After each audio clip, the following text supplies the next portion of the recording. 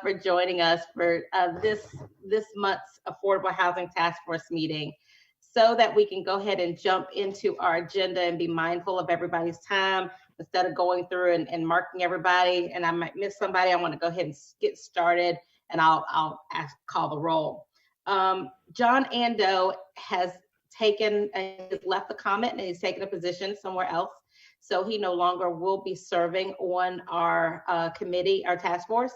He has indicated that he would appoint or ask Pam Bino Reed to serve. I don't see Pam. Is Pam on here?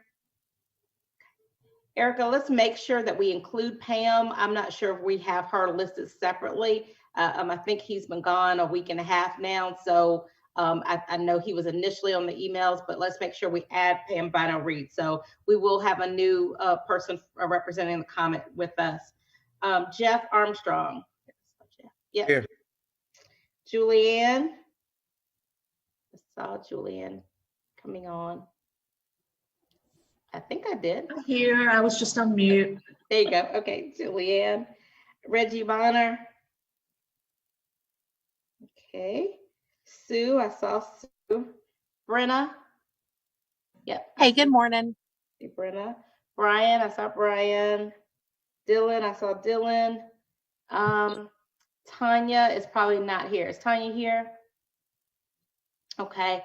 Just to let everyone know, Tanya Isaac, who is one of our resident appointees who serves with us, lost her mother, and I do believe the service is either yesterday or today. So let's please keep her in our prayer as she is dealing with that bereavement, and we will make sure she gets the minutes from today. Jeff Larimore. Jeff? Nope. He said he would be out today. Okay. Ivory Matthews, I saw Ivory. Jennifer is going to be out today. Mary Louise. Don't see her. Shayla. Okay. I believe Mary Louise is on, Mr. Huh? Mary Louise is on. Oh, Mary Louise is on. I'm sorry, Miss Mary Louise. Okay. Is Shayla on? Nope. Okay. Dr. Lala Anna Sauls is on. Congratulations, Dr. Sauls. Gregory Sprouse, I think I saw Gregory. Yeah. Greg is there. Councilwoman Horatio, I saw her. Regina Williams, is Regina on? No. Lester Young. Okay, didn't see Mr. Young. Jim Zeke, I saw Jim. Yep. Good morning, Jim. And Chris Zimmer, I saw Chris. Good morning, Chris. Good morning. All righty, I think that is everybody. Did I miss anybody who is a task force member? Nope. Okay. All righty, well, thank you guys, and let's kind of jump in here. We don't have a long agenda, but I'm really excited because as Sue Berkowitz mentioned to us last month, she wanted us to hear from the director of 180 Place Legal Services in Charleston about the Charleston Housing Court. I'm really excited about that because we do know we have lots of needs, and I think that will be something we would be interested here in the Midlands. But before we jump into that presentation, wanted to bring back for you guys for consideration. As indicated, I did make a presentation to City Council last week regarding the work currently of the Affordable Housing Task Force. There's a lot of excitement around where we are and the work, and a lot of support on where we are. There was just one comment from the mayor, and he asked that we bring it back for consideration, and just it relates to the definition that we have endorsed and the language on that definition.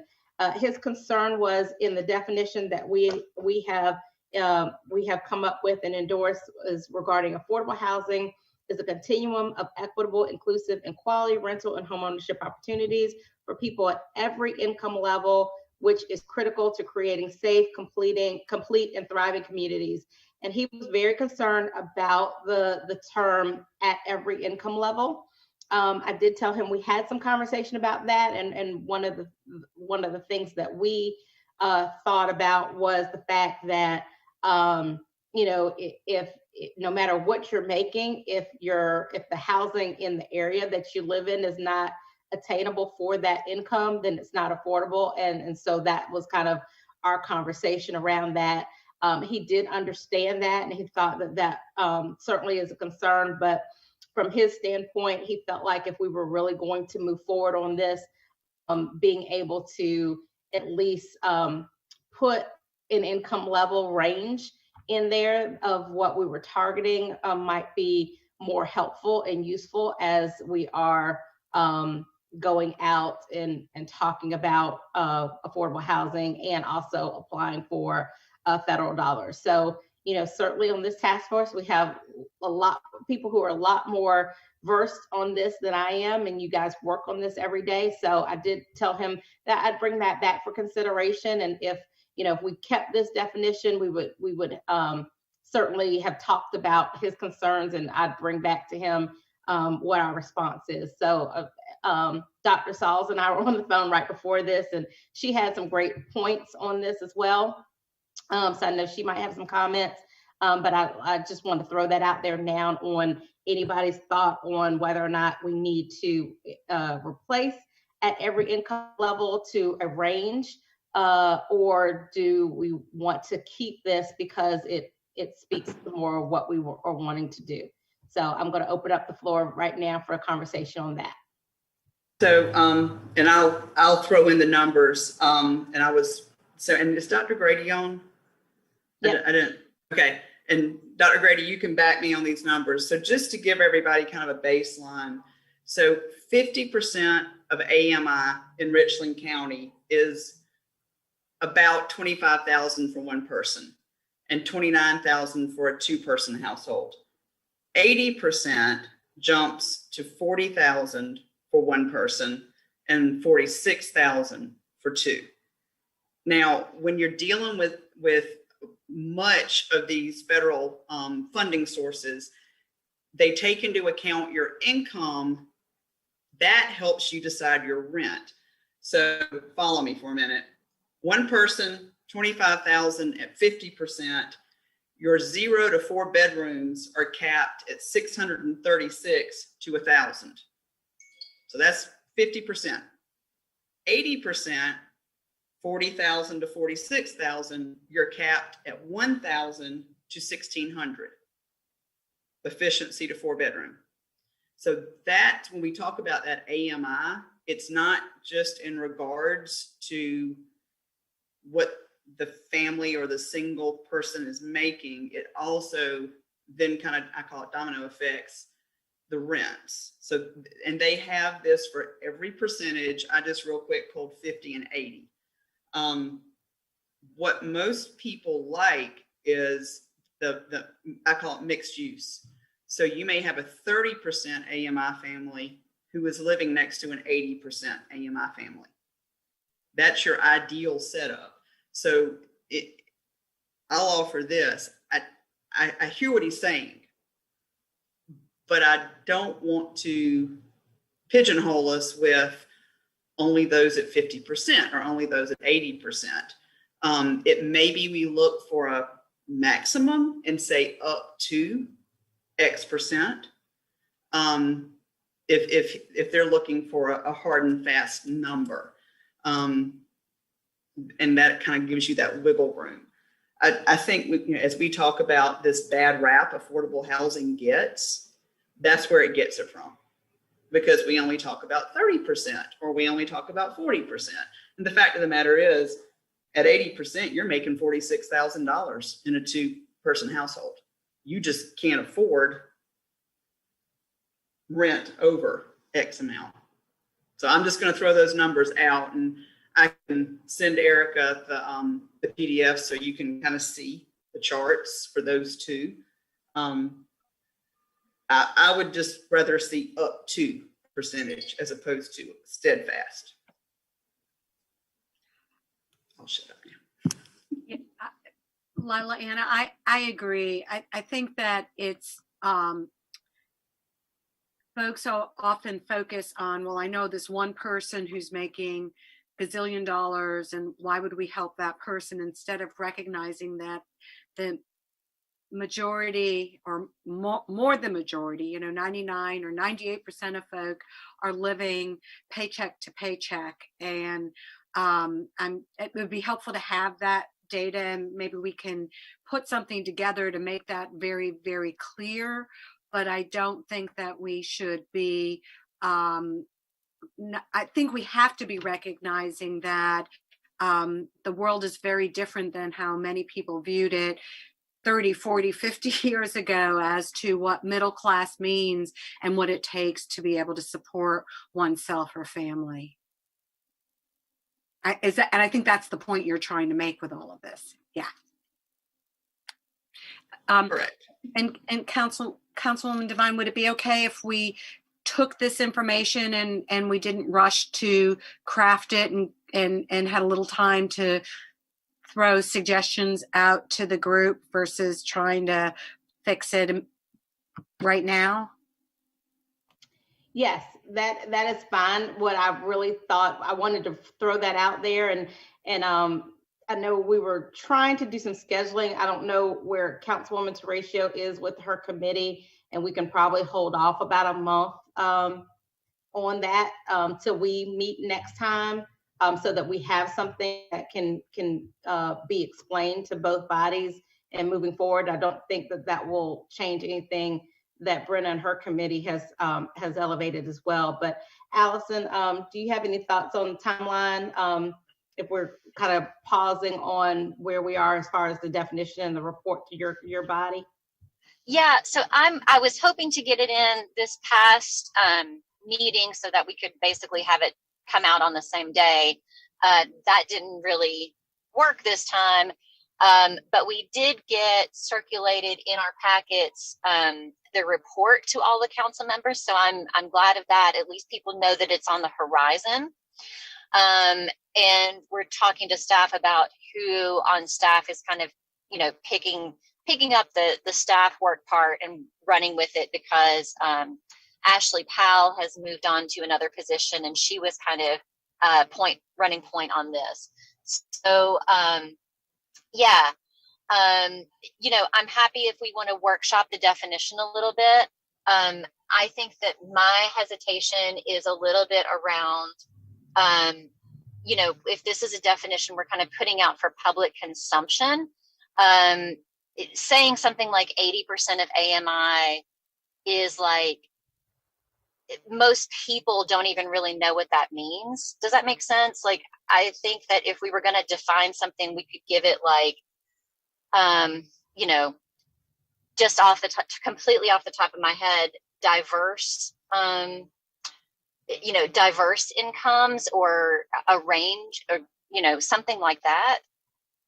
Again, this is not my area of study or anything, but if we give, if we give something like a number like that, I just think most people don't even really know what it means. Even when I was getting affordable housing, I had to have somebody tell me multiple times what 80% of AMI meant or whatever. And Councilwoman Horatio, I 100% agree with you. I think that's the trap a lot of people will fall in, because, and what we have always done is we will use, I'm trying to think of, to control the narrative, for lack of a better term. That's a teacher, that's a police officer, so how do you it's not the working poor, it's what Sue said, it's paycheck to paycheck. So to your point, it's very much the not sticking to a number, but giving an example, something lay people understand, not us.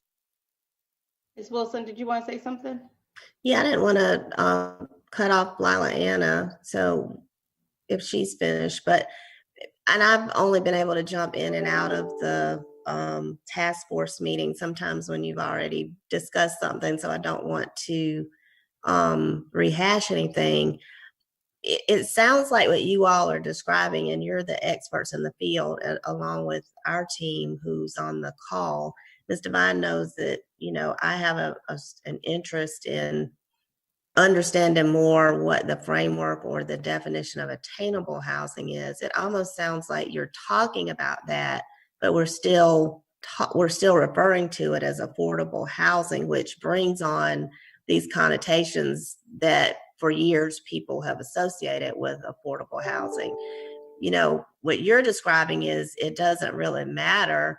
You know, everything's relative to what you make and what you do and what you can afford, and all of the things go into, you know, people living from paycheck to paycheck. That doesn't mean that they, you know, have to necessarily be living in what I guess many people would define as poverty, so to speak. But at the same time, they are, you know, trying to do what all of us are trying to do and take care of their families and their households relative to what their income is. And so I think to Mr. Ratio's point about the AMI levels, and, you know, all of you on this call probably understand it better than most people, but perhaps I'm not sure where the task force is and the committees are on which terminology we're even wanting to start from. And I assume you already had this conversation. So again, I don't want to rehash it because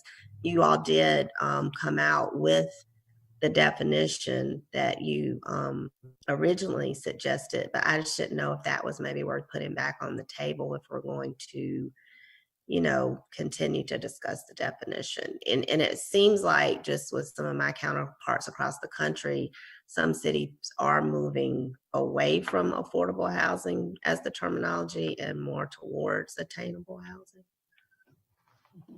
Yeah, I know there are several cities like in Florida and Texas that I've seen their city websites are actually embracing the term attainable.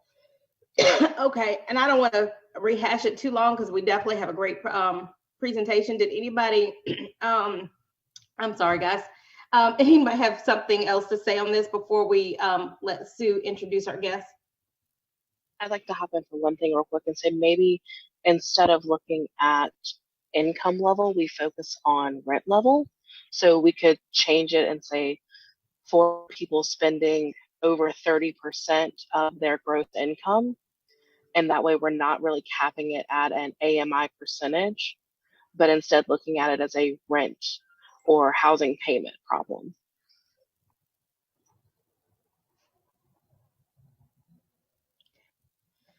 Okay. Can we have a few of you guys just get together and maybe for our next meeting kind of pull some of these bullet points out and see if we can work on something that maybe Brenna, Lala, Anna, and Sue jump in, Brian, maybe? Yeah, I'm happy to help. Okay. Sounds great. Okay, awesome. Thank you guys. Okay, Sue, I'm gonna let you introduce our guests and the concept. I will just preface it by saying, you know, I actually had a conversation last night with Mr. Gunnels about affordable housing and some of the things and ideas that I have. And one of the things that I shared with him and the folks I was talking to is, you know, far too long we talk about issues in a vacuum and they're all related. I mean, we want to talk about affordable housing, then we have to talk about living wage. When we talk about, you know, living wage or living paycheck to paycheck, we've got to talk about eviction. And so I think this is very timely in our overall conversation as we talk about having safe, quality housing that people can attain in the Midlands. We also have to understand how to keep people in that housing once they get there. So I'm really excited about this presentation. And so I'm going to let Sue introduce our guests and get started with the presentation. Thank you. I'm really excited to introduce my friend Jeff Youngman, who is one of my personal heroes. I met Jeff when he started his second career after working with the homeless population as a social worker for decades while he was still in law school. And he has been a real force for change down in Charleston. He has he started a legal clinic with 180 Places, who was his current employer at the time, and has taken that and grown it in Charleston, and was the force behind getting housing court moved forward in the city of Charleston. And for those of you who don't know about housing court, Jeff's going to tell you all about it, but I really thought it was really important for him to do this presentation. While he did do it with partners down there, it takes a lot of work, a lot of admin help, and a lot of perseverance. And it has made a real difference in evictions and the number of evictions in the city of Charleston. And the judges are so excited. I think they went from one housing court, now you've got 3, right, Jeff? We have 4 of them now. Four. Yeah, I can't even keep up with them. So I think that it would be an amazing opportunity for the city of Columbia, because not only does it help protect tenants and keep them in their home, but it helps prevent evictions ultimately as well, and even the filing. And I'll hand it over to my friend Jeff. Well, thank you, and thank you for having me. I'm not nearly as good as Sue purports me to be, but I thought I would talk a little bit about how we came up with the housing court, and then how we're currently operating the housing court, and then hopefully I can do this quick enough, so if you have some questions at the end, I'd be happy to answer them. But this really came about as a result of the 2017 eviction lab that Princeton did. I think most of you all have heard about that. North Charleston was ranked #1 in the country for highest rate of evictions. And I believe Columbia came in 8th on that same list. I don't think I have to tell you all about how traumatizing an eviction could be for people. You can lose your job, you can lose your support in the neighborhood, you can lose your children's schooling can change. There's also some psychological problems you can get or trauma when you're evicted. So there's a lot that can happen to a person, not just the loss of their home. There's a lot that goes on with an eviction. And when the lab report came out, I thought, well, something needed to be done about this. We can't continue this way. So I contacted my friends at the ABA Commission on Homelessness and Poverty. I had been a commission member, and then I'm currently a liaison to them. I was sent some information about housing courts around the country. One study estimated that 70% of households facing eviction receive no legal representation. Yet those same studies showed that tenants with counsel were more likely to appear in court and significantly less likely to be evicted than unrepresented counterparts, irrespective of the merits of their case. So if you had an attorney there, you were less likely to be evicted no matter what. I reviewed a number of different programs around the country, probably a dozen or so, because this is not something new. Massachusetts has had a housing court program for about 30 years now, so it's not something, we're not ahead of the ball here by any stretch. One of the ones I looked at was in Montgomery County, Pennsylvania, that really seemed to fit exactly what I wanted to do in Charleston, or I hope to do in Charleston, and about the same population numbers too. So just so happened as I was doing all this, I was presenting a tenant at an eviction hearing in front of Judge Steinberg in Magistrate Court. And after the hearing, I walked up to her and I said, can I talk to you about some stuff? And she said, sure. And so I told her about this idea of the housing court and what I would like to do and what I think we could do in Charleston. And she said, yeah, let's do it. So we decided we'd have some meetings. We'd call people in the community we thought would be interested in being part of this. And I asked her to contact everybody and ask them to come to the meeting. I figured if a judge asked, they'd be more likely to come than whether I asked. So Judge Steinberg went ahead and asked, and we had our first meeting in September 7th, 2018, where we invited people from South Carolina Legal Services, Charleston Legal Access, Charleston Pro Bono Legal Services, other magistrate court judges, somebody from 211 Line, the city of Charleston, Charleston Law School, Nora Rogers from Nelson Mullins in Columbia, who's always been a great help with us. State Representative Marvin Pendarvis showed up, and some private attorneys showed up. Interesting, this as a side note, the one representative didn't show up were from the city of North Charleston or Charleston County, which were, of course, where all this was happening. So we went ahead and started things without their initial support. We met monthly for about almost a year to hash out what we wanted our housing court process to be. We created a housing court manual that is currently online at South Carolina Bars, the South Carolina Bar website. Our manual's on there, as well as some a training video. We created all these forms that we needed, including an instruction sheet for tenants that was going to be attached to the application for ejectment that they received, that would instruct them that they were right to have an attorney, and this was they could get an attorney. Other things like limited representation agreement, screening form, closing form, even a script for 211 to use when they when they fielded calls from tenants who were being evicted. At some point, I presented the idea of a housing court pilot project to the South Carolina Access to Justice Commission. Remarkably, I got complete support from the commission. Justice Few is the head of that commission, and he was definitely in favor of it. Everybody else was in favor of it. So I went ahead and filed a petition to have a housing court in Charleston.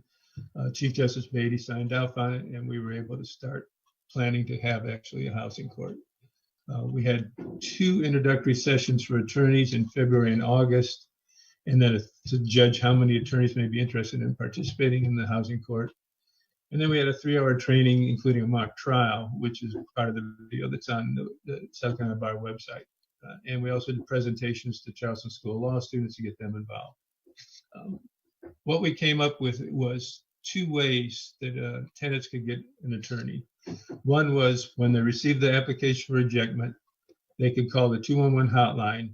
The 211 hotline would ask them something about their income, because there had to be certain income requirements met for the different service agencies that were going to provide legal service for them.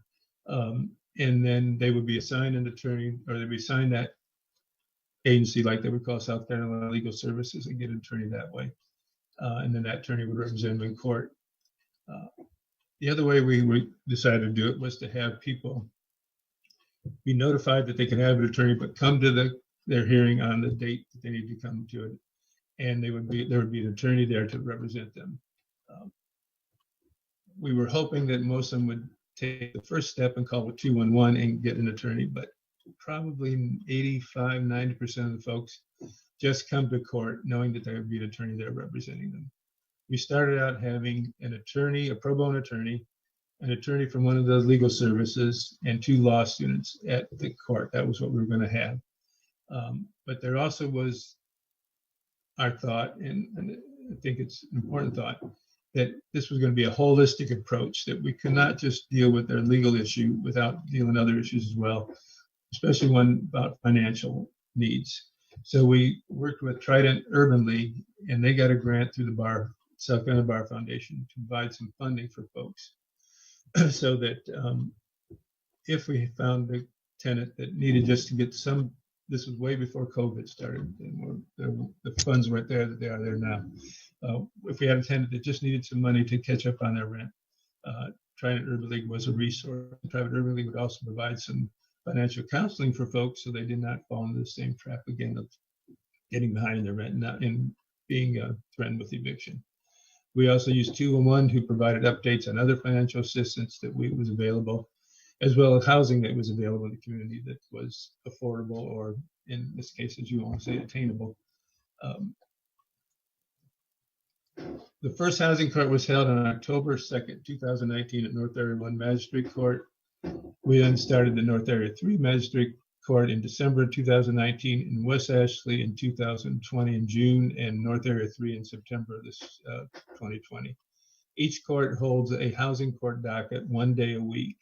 And again, the same members, the pro bono attorney, legal service attorney, and law students attend all those hearings, meet with the clients at that hearing, and then represent the client in their hearing. We don't do a lot of litigation. What we do most of is negotiation. When we find out what's going on with the tenant, then we meet with the landlord and discuss what we can do to keep that person housed, or at the minimum to keep that person from being evicted. Sometimes we negotiate a payment plan for a tenant so that they can stay in their house. or their apartment and come up with a way to pay their landlord off over time. Sometimes all we're able to do is come up with an agreement that a person, if they moved out by X date, they would not be evicted. That eviction would not be on their record, so that then they could find housing. It would be easier for them to find housing because there would be no eviction on their record. We also have done certainly a lot of education, both with tenants on what their legal rights are, as well as landlords on what their rights are and what they're required to have an eviction and make an eviction that's not faulty because of no notice or no ability to given the tenant an ability to cure. So we have not had a lot of pushback from landlords. In fact, I think I should have said this right at the beginning. Clearly, all the other places in the country who do these housing courts, it is not an anti-landlord program. It's a pro-legal access program or legal justice program that people get their chance, tenants get their chance to have themselves heard in court, which was not the case before. Most tenants either, when they got the application of ejectment, panicked, didn't show up in court because they were afraid of what would happen, or went there unprepared and didn't know what to say to the court. So this has leveled the playing field between tenants and landlords, and like I say, has educated the landlords some in what they're required to do if they want to evict somebody properly. I do have some numbers for our first year, in the year of 2020. They're not really typical because of the virus and the number of times there's been a moratorium or we stopped hearings. But I can tell you that all that aside, we held 282 eviction hearings in those 4 housing courts over the course of 2020. And of those cases, 208 were either dismissed or settled. So that means 74% of the people that came to housing court were not evicted. That number could actually be higher because some of the cases where we settled, then the tenant did not follow through and at a different point in time were evicted from their apartment or their house. We've realized that this is a shortcoming, so now in the future, we will do a little more hearing, try to make sure can follow through on their settlement so they are not evicted. Those numbers could be 85% or higher if we were able to stop some of the folks that did not follow through on their settlement. The one thing that, just make it clear to all of you since you're considering this, our major problem has been getting pro bono attorneys to assist us. We had those trainings, over 100 attorneys signed up for those trainings with the indication that they were interested in getting free CLEs so that they would then be able to provide services at the housing court. We've only had 17 pro bono attorneys provide legal services to folks. 3 of those have done a yeoman share of the work, and hopefully will get noted as pro bono attorneys of the year because I nominated them for it because they deserve it. So that's an issue. The other issue was that over the course of time, I was the coordinator of the housing court in addition to my regular job here at 180 Place. Well, I was able to do that with 1 housing court. I was still able to do it with 2, still able to do it with 3, but by the time we got to 4, I was doing way more housing court and not a whole lot of what I was supposed to be doing here at the homeless shelter, which as long as nobody else knew about it was fine, but at some point I had to do something. So in March of this year, Charleston Pro Bono Legal Services applied for a grant and got a grant to provide a full-time housing coordinator. So he now coordinates the housing court. I moved out as of March 1st, still represent clients at hearings, but I don't coordinate the program anymore. He coordinates that program himself.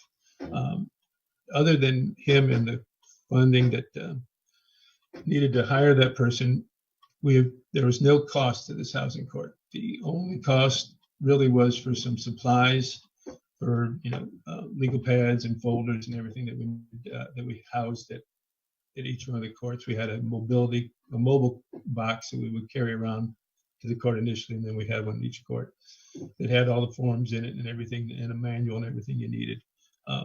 there was only the cost for that, and actually I paid for that just because I didn't want to ask anybody. I thought I'd just do it myself. But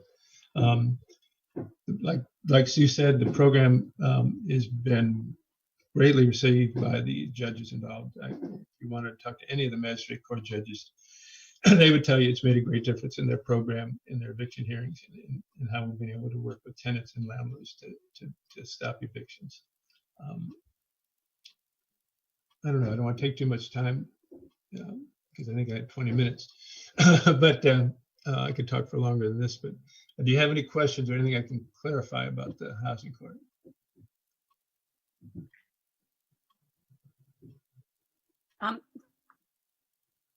Jeff, I was just going to say, I mean, I really think what y'all have done down in Charleston has just been absolutely remarkable. And I guess your thoughts are make sure you've got the judges on board or the magistrates on board, and because that's going to be critical to get everybody in the room to start making things move forward. That's true. We could not have done it without Judge Steinberg and Judge Michael and Judge Summey and Judge Singleton Brown, especially Judge Steinberg, since she's the one that got with me to actually start this program. If you get buy-in from the magistrate court judges, then the rest should be smooth sailing. As long as they want to be involved and understand that this program works and that it helps tenants and it helps landlords. And the grant that Charleston Pro Bono got, I'm sorry, you guys didn't, you know, I'm glad they stepped up because I know it helped you out a lot. But can you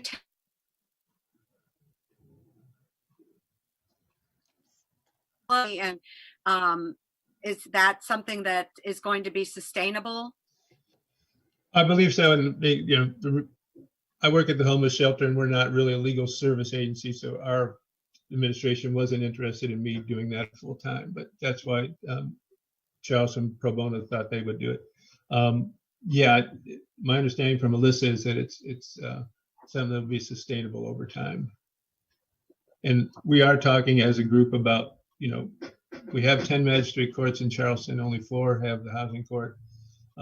Some of them, like the one in Hollywood and Ravenel and maybe McClellanville, don't have enough, are so far away and don't have enough cases that it would make sense for those folks to be part of the housing court. But certainly the city of Charleston, James Island would be the next 2 we would look at to start housing courts there. And I don't want to monopolize. I had one last question. How have the landlords or the property owners, how have they responded? Do they see the benefit of getting things worked out and the continuity? We had a meeting with some property managers, Mary Bosberg, the attorney here, and I initially, and that didn't go too well. They weren't very receptive to the idea. But they were people renting, those were property managers renting, and the rent was, $1,800, $2,000, $24 a month. Those weren't going to be people we were going to see in housing court anyway. So there are still a few landlords that will come and say, well, how come the tenant has an attorney and the landlord doesn't? Well, we said, you can afford an attorney, this person can't. But in general, I think the landlords like the idea that somebody is there to negotiate an open communication between them and the tenant, which a lot of times the tenant does not communicate because they don't know what to say or afraid they're just going to be evicted. So this opens that dialogue that was lacking before, which I think has helped keep a lot of people housed that wouldn't have in the past. Jeff, I had a couple questions. So I was, and kind of a follow-up to Sue asking about having the magistrates on board. I know from my experience of the homeless court that we have in the city of Columbia and our domestic violence court, when we first started, it was helpful to kind of have 1 or 2 judges who were really trained in that to kind of understand. And I don't really do a whole lot in magistrates court anymore, but I remember back in the day, sometimes it's hit or miss having a magistrate who kind of really understands the law and other things. I was just wondering do you guys have a few judges that do the homeless court, or it's all the magistrates? And do you see any benefit to maybe having a dedicated judge or two to help with these cases? Well, yeah, the 4 judges that there's only one judge in each of those 4 magistrate courts. So Judge Michael in North Area 1 always does the evictions. Judge Steinberg in West Ashley does it. Judge Summey in North Area 3. Judge Singleton Brown, there are 2 judges in North Area 2, but Judge Singleton Brown handles all the eviction hearings. So it is just 4 judges. And I'm sure that especially Judge Michael and Judge Steinberg would be happy to speak to any of the magistrate court judges in Columbia about how they handle the program and what they've seen as the results of that program. Judge Michael and Judge Steinberg have been 2 of the biggest supporters of the whole housing court idea. And then 2 more quick questions. So from, you mentioned about the follow through.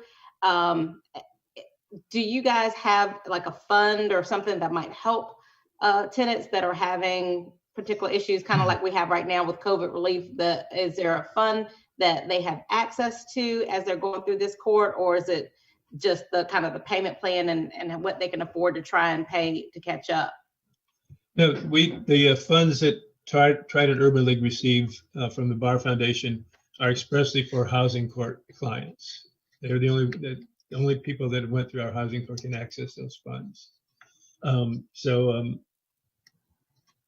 We make, if we have a hearing where we see that the tenant needs some rental assistance, and we refer that person to the Trident Urban League. First, we send the referral to them, and then the next day the tenant is to call Trident Urban League and work out a plan.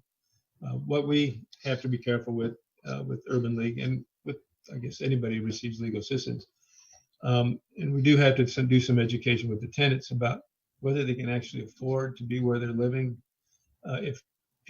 If somebody is behind in their rent and they're, I don't know, let's say earning $1,000 a month in income and their rent is $1,200 a month, then that's not probably where they should be, and we can't, or Urban League won't keep providing them financial assistance if the next month it's the same thing. It's the same thing. So we do some counseling, I guess you could say, with the tenants as to where they're living is someplace that they can continue to afford to live, or how many times they'll keep coming back to the eviction hearing before they'll finally be evicted. So that is something we have to deal with as well, is to make people realize that sometimes you just, with your income, you can't afford to be where you're staying.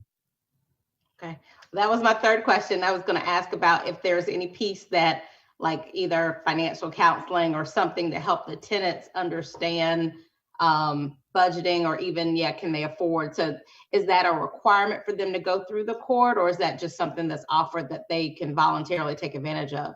If they get funding through the Trident Urban League, then one of the things they have to do with Urban League is at least meet one time with financial counselor to sort of talk to them about their budget and whether this is something they can afford to continue to do or not. Yeah, others don't have to. I mean, we'll talk to anybody. And, as Sue mentioned, I was a social worker in my past life, and I still have that a lot in me. So I'll counsel with people on and not just that. And we'll do other things. I got a marriage license for a tenant a couple weeks ago that needed it.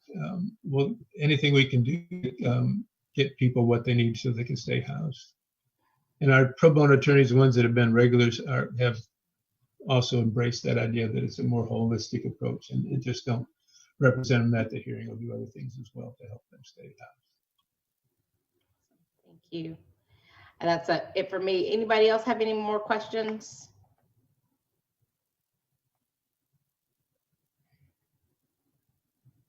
Okay. Well, like I said,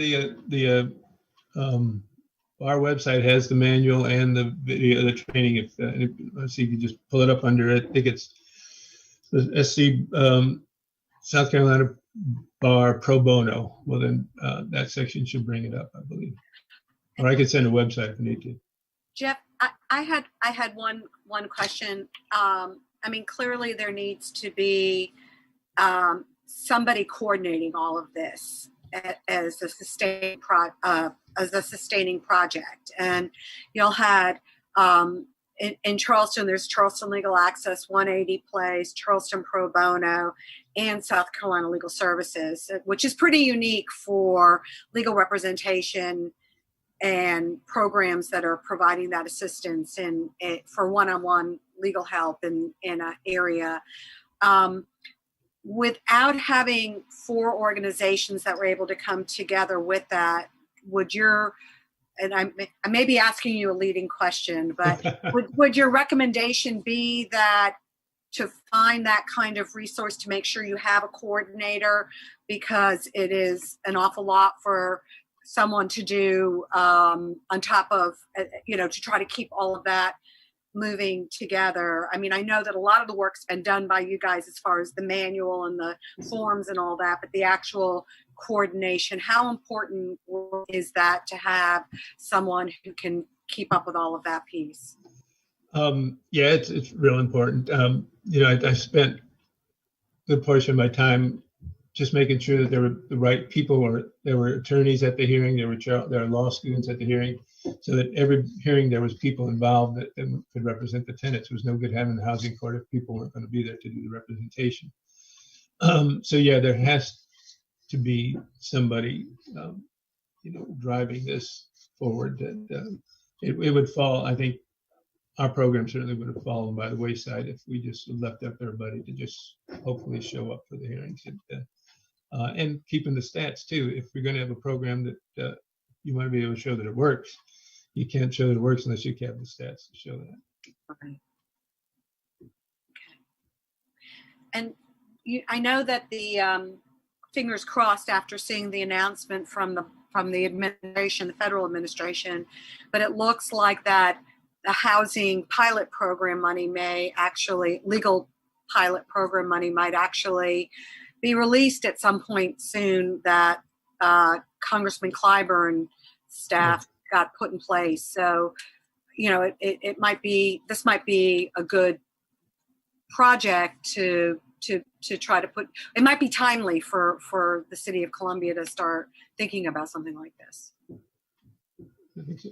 And we've also, I think, I haven't heard yet, but in a way to entice attorneys to do their pro bono work, the Supreme Court is now hopefully deciding to allow 6 hours of CLE credit for anybody that provides pro bono work for housing courts, so that that would be 2 hours of training and at least 2 sessions of a housing court. So that would get hopefully get the numbers of pro bono attorneys up. That's incredible. And for folks who don't.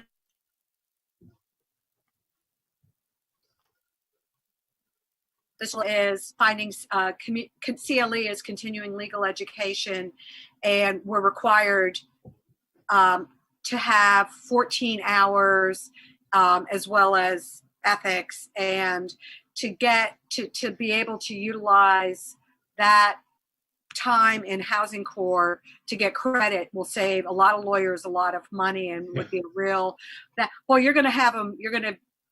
That's amazing. So will that be for any jurisdiction that has a housing court? Yeah, I spoke with Hannah. It was really, she and I were the one that brought it to the commission, and Judge Fee was certainly, or Justice Fee was certainly behind it. They were supposed to meet the end of last week, and I haven't heard back from Hannah whether they approved it. But yeah, it would be for any housing court program. Excellent, which would help with the pro bono piece a lot.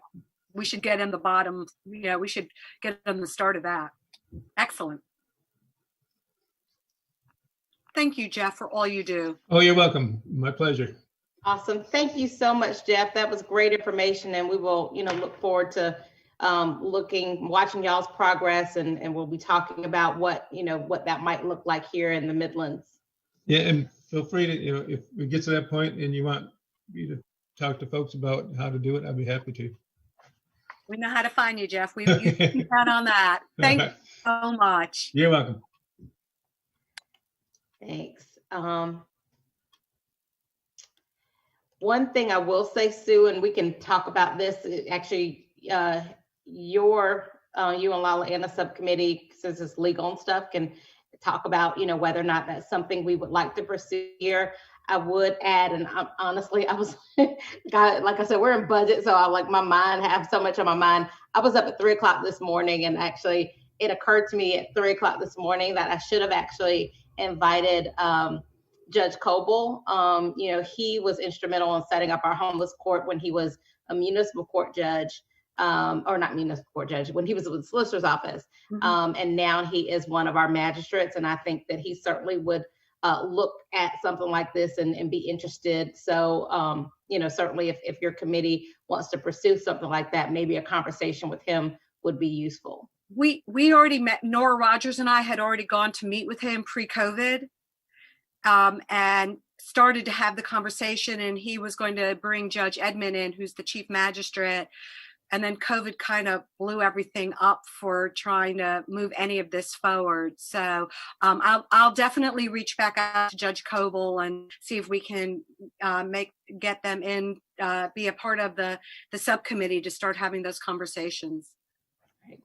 Cool. Thank you so much for letting us present this today. Awesome. All right, guys, with the little bit of time that we have left, I just wanted to go to Brenna. I know Brenna was not able to come to last month's meeting. We did do overall conversations, but because you and Jennifer have been doing such great work on the Public Education and Awareness Committee, and once we finalize this definition and make the presentations to both city and county, we certainly want to get moving on that piece of it. So I want to give you an opportunity to report out and see if there's any next steps that you want us to be aware of or that you need support on. Definitely, thank you. And I will keep this short. One of the things that we are looking at is we have a finalized draft of the talking points that I think was shared last meeting. I wasn't on that 2-page talking point. If anyone needs a copy, please email me, that we're going to be using when we go start working with community groups, neighborhood associations, and some churches. Part of what we're also looking at is kind of who we need to target once we're ready to start going out into the community. So I know Jennifer's committee with partnership, they're looking more towards the business side, chamber, and those areas. And public education and awareness, we were looking at more community councils, church groups, things like that. Part of what I wanted to make sure we were talking about are the different definitions of housing insecurity. So looking at the difficulty paying rent, difficulty paying utilities, definitely evictions, but also looking at the paying over 35% of your income and how that relates to housing insecurity, and certainly with affordable housing. And then we have some talking points, which if anyone would like to send me any ideas they have, I'd be more than welcome to add those in. But some of the talking points that I've been using and talking to people are just asking, especially in light of COVID, to what extent are you and your family experiencing changes in housing costs and affordability? And what percentage of your income goes to housing cost, and what kind of impact that has on your life? And I've been asking people to think about those things and not necessarily share them with me, but to get them thinking about affordable housing and how things are changing for them. And then what I'm really interested in finding out is what you would like to see happen in the community to start addressing this. So as we start going out, seeing what people in the community feel, kind of how we can help and what they have ideas for. So I think as we head on, as soon as we come up with that definition next month, we do have a list put together of places we can start doing that outreach and how we can get started.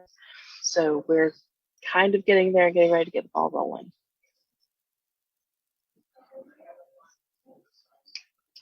Thank you, Brenna. Does anybody have any questions for Brenna on that piece? So pretty much from us, other than that feedback that you just mentioned on the talking points and everything else, and of course we need to solidify kind of the definition we're going to be working with. Other than that, are there any additional needs that you have for us while you're waiting to get the ball rolling on that? Not at this time. I have an email going out to my committee with how we can start moving forward. And I know that we need to get back with PR about putting out some different information, but I'll wait till we have the definition for that. All right, cool.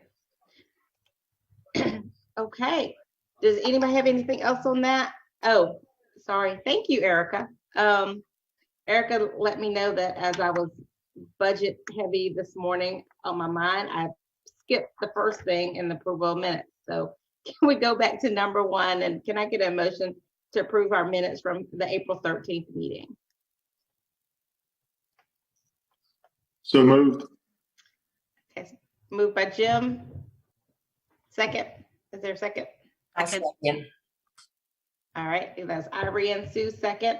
All those in favor, either put your hand up or unmute and say aye. Aye. Aye. Awesome, thank you. So we have our minutes approved from that. So now, before we get started, I just want to, she's started before we finish up, and we're right at 2 minutes to 12. Just wanted to see, does anybody have any announcements, any projects that their groups are working on, or specifically, or addition, any of your committees have any needs? I know we did the committee reports last month.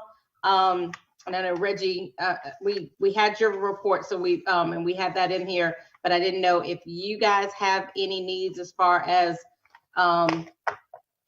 support. I think Gloria is going to be working with you guys, but on research or anything else. So I'm just going to throw it out there to anybody, but specifically if you have any needs on your committee, if your organizations are doing any things or announcements, or you have anything you want to add before we close.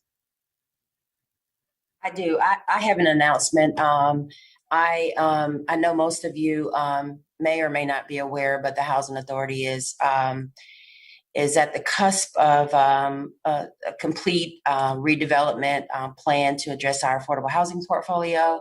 And so we've had several meetings over the last couple of years, over the last 12 months, and updating the community. But what I'd like to do is just take a personal thank you to thank Councilwoman Devine for getting us on the May 18th City Council agenda to update the community on our affordable housing strategy.